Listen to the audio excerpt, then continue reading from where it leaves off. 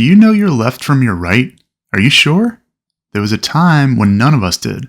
Most children are going through it right now, and if you want to go back to those days, all it might take is a VFR cross-country flight. Time and again, students and experienced pilots alike find themselves mixing up their left and rights when figuring out how to enter a traffic pattern on a simple VFR flight. Let's work on some tricks to help us avoid these mistakes. Here, we're approaching Easton Airport in Maryland from the southeast.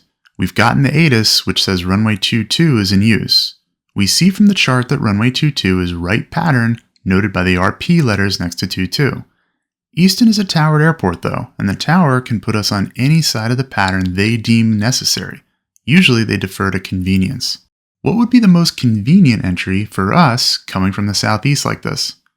We're going to use the directional gyro to help us visualize all this. But first, we should make sure it's set right and agrees with our magnetic compass in straight and level flight. We go ahead and correct it. Now, let's take a closer look at the DG. With your hand, start pointing your right hand down the direction of runway 22 so your fingers are pointing 220 degrees. Your fingers are pointing the way your aircraft will when it's lined up on final. Now take your left hand, point your fingers in the direction you're currently approaching from. This will always start pointing straight up, assuming we're pointed towards the airport. Now have your left hand, your airplane, enter the pattern the most convenient way possible. This will be straight ahead at first, then a right turn so our hands are now parallel, pointing in opposite directions. This is the downwind. Is it left downwind or right downwind? What side shall we make our turns in order to get on final? It's a left to base, then a left to final, so it's left traffic we're modeling here. This is what we can expect from tower. When you're doing this, always make sure your fingers are pointing the direction your aircraft is facing, both with the runway on your right hand and your pretend aircraft, your left hand. At the end of the exercise, both hands should have the fingers pointed the same way. Let's try another one. This time, we're going to the non-towered Ocean City Airport. We're coming from the northwest. We pick up the weather and hear winds at a 200 degrees. The chart supplement shows us these runways for Ocean City. With the winds at a 200, we'll want runway 20. It's left traffic, and with no tower to make any changes, that's what we should expect to fly here.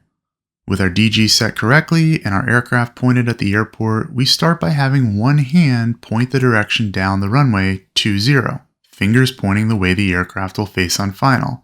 Now with the other hand, we start modeling our aircraft by pointing straight up on the DG. We need to be making left turns onto downwind, base, and final.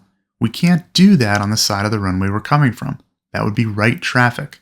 We need to overfly, then left onto downwind, then left onto base, then left onto final.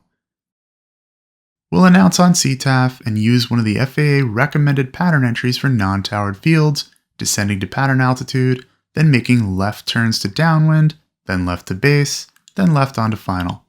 One last check of the DG should confirm us pointing the direction of the runway 200 degrees and confirm the numbers painted on the runway itself when you're close enough.